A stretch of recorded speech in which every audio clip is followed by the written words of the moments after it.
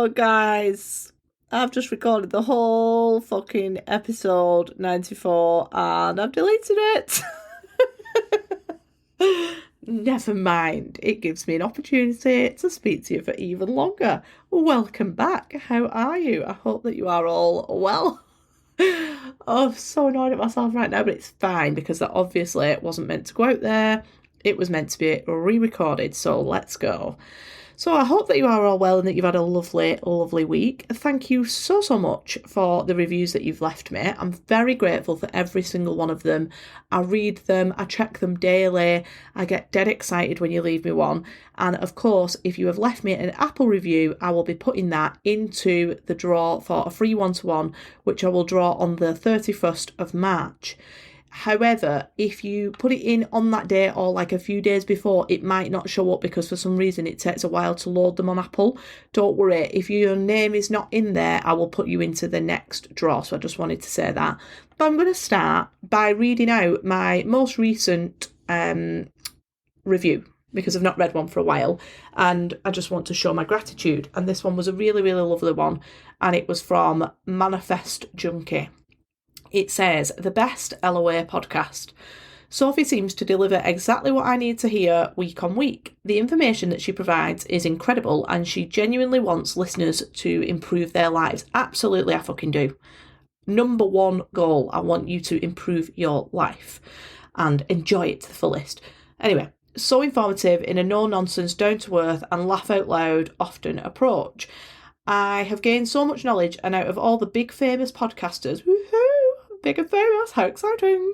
On this topic, Sophie is the one I look forward to the most, is the best one. Thank you so much for everything you do. You are so welcome, Manifest Junkie. It is my pleasure, and I absolutely love recording podcasts for you so much that tonight I'm going to do it twice. So, right, where was I up to? I also made this situation worse for myself because I didn't make any notes at all because I've been a busy bee this weekend. I have been working at my laptop, trying to catch up with a few things that I'd got behind on because I'd been on a school trip for 3 days last week. And then today I've spent a good chunk of the day just generally trying to organise my life a little bit more and get a few things sorted in order to put me in receiving mode. So this episode is going to be a little bit about getting yourself in a state to receive and also talking a little bit about the way that we view money collectively and spending and investing and exchanging. So that's what I'm going to be talking about today. So I can't remember what I started with now, which is super annoying, but we're just going to roll with it. Okay. Right, so my inspiration for this podcast was I have been stepping into a whole new identity as a person who is no longer in employment, who is running her own business, who is having massive impact all around the world, all of these things who are the woman in my vision. So I'm becoming her. And I was thinking about my life in general and the way that I live and thinking there are some things that are still definitely out of alignment that I want to address because as soon as you start stepping into that person and getting as close as possible to the woman or the man in your vision, that is when that's going to come forward. And I felt like there was a few areas that I could make improvements. I live in a 2-bedroom flat, which the woman in my vision perhaps doesn't. However, the way that I have done this flat up, I adore it. Like, it is exactly how I wanted it. It's slightly over the top for the value of the actual house, but I did it exactly how I wanted it because I wanted to feel like that woman, even as I was moving into it. And what I've found is that often because I'm quite busy, because obviously I'm working in my school and I'm then working at night on my laptop, I don't tend to use the house as I would like to be doing or as the woman in my vision would be doing. So I have an office room which I set up and it's super nice and I love it and it's cosy and I'm in there now because I was recording all the time in my bedroom and like not coming in here and not making the most of it. And I thought, I know that when I am that woman who is in my vision, she is working in an office. She's not recording on a bed. Like, she just doesn't do that. That's not her. That's my old identity. Another part would be cooking meals. Like, I've got a lovely kitchen, beautiful, exactly how I designed it, love it. Do I cook in it? Do I? Fuck, I don't cook any meals. I just either eat at my mum's because she loves cooking, and especially loves cooking for me, don't you, Mum, if you're listening? And I eat out, or I just get like things that I will like warm up. Do you know what I mean? Like microwave carrot mash or something like that. So I don't cook healthy meals very often in my house, and that is something that I really wanted to start doing because I know that the woman in my vision does that. So there were lots of things where I was in alignment with her, but also quite a few areas where I wasn't in alignment.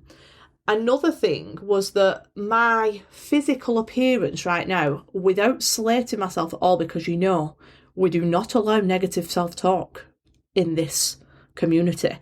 However, I know just as myself that I don't feel my best at the minute, and it's because I've been very focused on my work and I haven't really been like keeping myself super groomed. Like I've got patchy fake tan on right now. My hair's a bit of a mess. It needs dyeing, it needs cutting, it needs all of these things. I've not really had any makeup on much this week. My nails are chipped as fuck. Like, there's all these things that I think if somebody came down the road today and said, guess what, here it is, here's your manifestation, here's this really big part of your vision, but you've got to take it right now, I wouldn't be prepared. I wouldn't be ready to receive that. So I wanted to get into full alignment with that woman. I'll tell you what that is so it makes sense why I'm saying the things about like my physical appearance. One of the parts of my vision is that I am a woman who speaks regularly on stages in front of big audiences. I want to teach what I teach in person as well as online, on podcasts, on workshops. I would like to teach it live, to real, not real audiences, as if you're not real, you know what I mean? In-person audiences. That's one of my big parts of my vision. And if somebody said, come down here, like we're going to get you on the stage right now, I wouldn't be ready to do that. I would probably say no. So I'm not ready to receive my vision. So I want you to think about that for a second. Think about what is your vision, or what's a big part of your vision. And if somebody were to come and tell you that it's ready for you, but you've got to take it right now, could you take it right now? Are you ready to receive it? If the answer is no, I want you to think about what would you need to do in order to be ready to receive that manifestation, to see it come into your 3D, and to be ready to take it by the balls, as we would say, immediately, without thinking, oh no, I'm not quite ready for it. So what I found was, in several areas of my life, like the environment that I'm living in and also my physical appearance, I need to make some investments. So I'm going to be talking today about 3 different things. I'm going to be talking about the word exchange, which is what I want you to start looking at money as an exchange. I'm also going to be talking about the word spend and the word invest, and we're going to think about those 3 words and what they mean in relation to how we use our monetary value that we all have in order to receive our manifestations. And I'm hoping that it will all go smoothly and that it will all make sense, because I haven't made any notes and I've lost the first fucking podcast. So wish me luck. Buckle up, it might be an erratic ride. Okay, so for a second, I would just like you to imagine yourself as this like jelly bean person who is filled with pound coins, or £2 coins, or any coin you like. But you're stuffed full of gold coins, right? A bit like a piggy bank. Positive piggy bank. Maybe I should start making them. That would be cute. Anyway, you can tell I've got no notes, can't you? I'm already fucking going off on a tangent. Come back, Sophie. Come back. You are this person who is filled with coins, and you have a choice on what you do with those coins. You can exchange them for different things, for different experiences, for different items. So you can exchange them for food. You can exchange them for a house. You can exchange them for a car. You can exchange them for an experience. There's lots of things that you can exchange them for. And there are two types of exchanges, right?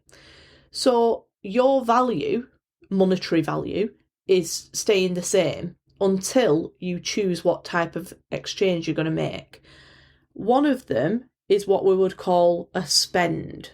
And a spend is where you exchange some of those pound coins that make up who you are financially for something that is not of equal value. It's for something that is not going to be a good trade-off. And then you also can choose an investment, and that investment is going to give back. Have you got that? So, jelly baby person filled with coins has a choice of exchange. Is it spend or is it an investment?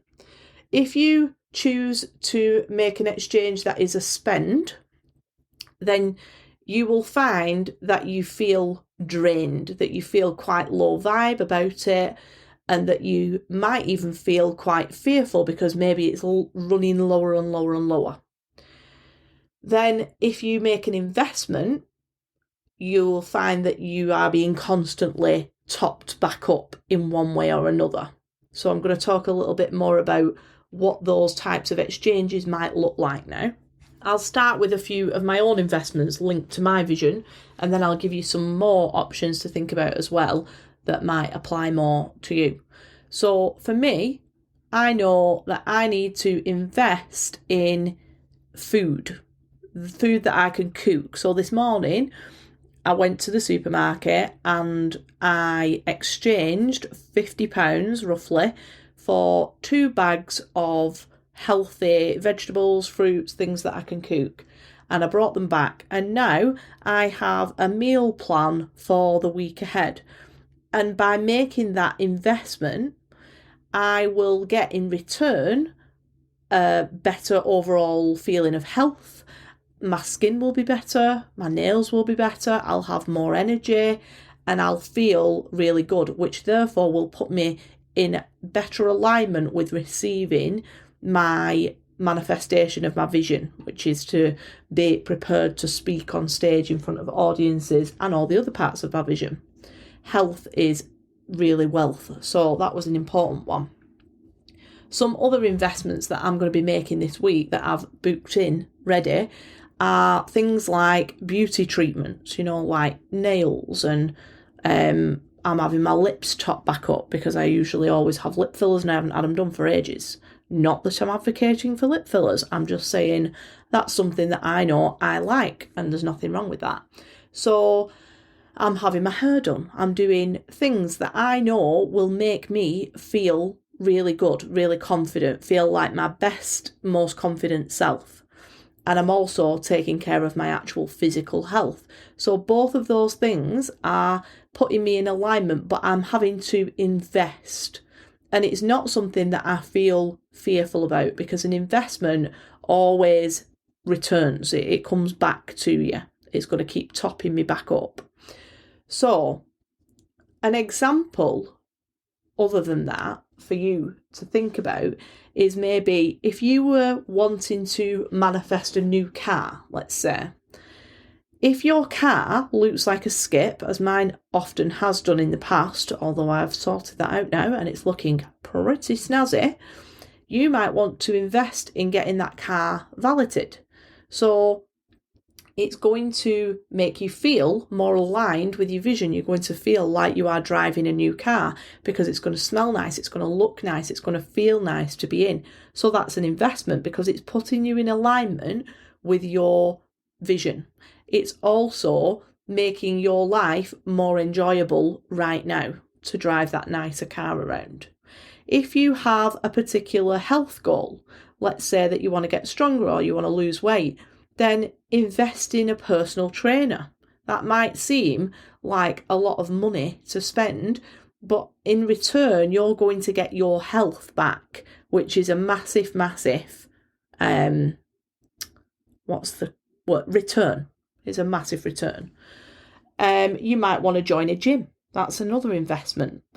If you have a goal like, you want to grow your nails longer, or you want to have long, beautiful hair, or you want to have clear skin, or whatever it is, then your investment might be something like buying good quality vitamins, or starting to drink better quality water, or buying nourishing foods that you can cook instead of just junk. If you want to have a relationship, then it might be that you invest in having your space decorated so that you feel like the woman who is in your vision, or the man who is in your vision, who is already in a relationship with that partner in this beautiful bedroom, getting up to all sorts of stuff. If you want to improve your mindset or reach a particular goal, invest in a coach or in a mentor to help you get there quicker. If you want to build a business, invest in a course that will help you to gain the skills that you need. Maybe you want to set up a new website for your business. Go and buy a course which is going to teach you the skills that will allow you to bring that manifestation into your 3D reality. So can you see what I'm saying here? When you invest in yourself, you will always get more back. You are the main priority above everything else. Anything else, anyone else, you are the number one priority. And when you invest in yourself, you will improve in all areas of your life, whatever that might be, whether it's getting a coach, whether it's getting a personal trainer, whether it's buying better food, whether it's having your environment decorated, whether it's having your car valeted, any of those things and a million more that are going to up level your life are well worth the exchange that you will make. And then on the other hand, you've got spending. So spending, in my understanding anyway, is where you exchange that money for something that actually depletes you in some way. So it could be something like smoking. Like, obviously everybody knows that's never going to improve your life in any way. The same applies for excessively drinking or taking drugs or eating shitty takeaways all the time, or eating a pack of Twirls for your breakfast. All these things that you are exchanging your money for that are not adding value to your life or topping you up in any way. They're depleting you. Does that make sense? So 2 types of exchange: an investment and a spend. One brings you more value and one depletes your value. So take a second now to think about the money that you have exchanged today or over the weekend and decide which bits fall into which category. Some things, it might not be as clear cut as just, it's definitely an investment or it's definitely a spend. But I'll give you some examples. So this weekend, I've not really fucking exchanged much, to be honest, so far. I've exchanged a full tank of petrol. I've exchanged money for a full tank of petrol. That full tank of petrol will allow me the freedom to go where I want. So I would say that that's an investment. It's not depleted me. It's not taken away any value from my life. Because if I didn't have petrol in my car, my quality of life would drop because I wouldn't be able to get about and have that freedom. I've bought some food shopping, like I said, £50 worth of food shopping. So I've exchanged £50 for a week's worth of food that is going to nourish me. That's an investment. It's a very clear investment. Now, if I'd have bought a food shop that was full of things like chocolate, there was no chocolate in my food shop, guys. Can you fucking believe it? So if it was full of chocolate and like cakes and microwave things, then that would become more of a spend, because those foods would be causing me damage in the long run if I continued to eat them like that. Something else that I have done this morning is I've paid my gas bill. Now, that's something I'll talk about actually for a second, because that's something that we all have. We all have household bills. So a few years ago, I would get these household bills and I'd think, oh, fucking hell, like a bill, like if only I didn't have all of these bills, taking all my money, then I would be able to enjoy my life. But I don't look at it like that anymore at all now. So I have my bills on paper mainly for this reason.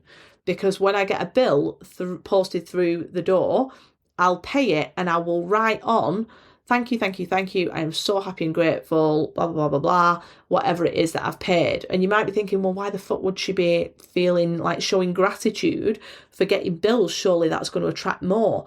But when I am doing that, I'm focusing my gratitude on what I have received in exchange. So a lot of those bills, not all of them, I don't feel like my council tax is an investment, if I'm being honest. I really don't. I feel like it's an absolute rip-off. However, things like your gas bill, a gas bill allows you to be warm in your home. It allows you to have hot water. Your water bill allows you to have running water to be able to enjoy having a bath and staying clean and drinking if you choose to drink tap water. Please don't. It's full of shit. What other bills have you got? Your mortgage, that allows you to have a roof over your head and to be safe and warm. Your car allows you the freedom, so does the petrol. Things like paying for pet insurance allows me to have Gloria and know that she is safe and looked after, and that if anything went wrong, I would be able to get her treated for it. So all of the bills that you receive, you're exchanging them for something of, even if it's not an investment, something of an equal return. So you might not think, well, this isn't really improving my life, but it's allowing you to maintain your life, like your water bill or your gas bill or your mortgage or whatever it is. So start thinking about sorting the way that you exchange your money into spending and investment, and try and make it, the vast majority, make them investments.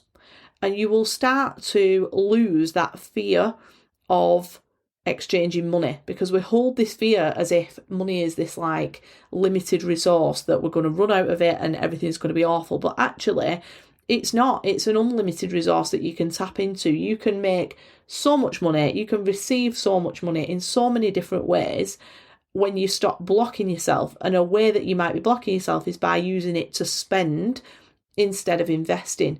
So maybe sit down for 15 minutes, go through your bank account and have a look at the things where you are exchanging money and think, is this an investment into the person that I'm becoming, into the man or the woman or the person who is in my vision? Is it bringing me closer to that version? Is it aligning me? Or is it actually doing the opposite? Is it a spend? Is it taking me away from that version of myself that I want to become, that's going to allow me to receive all of those manifestations?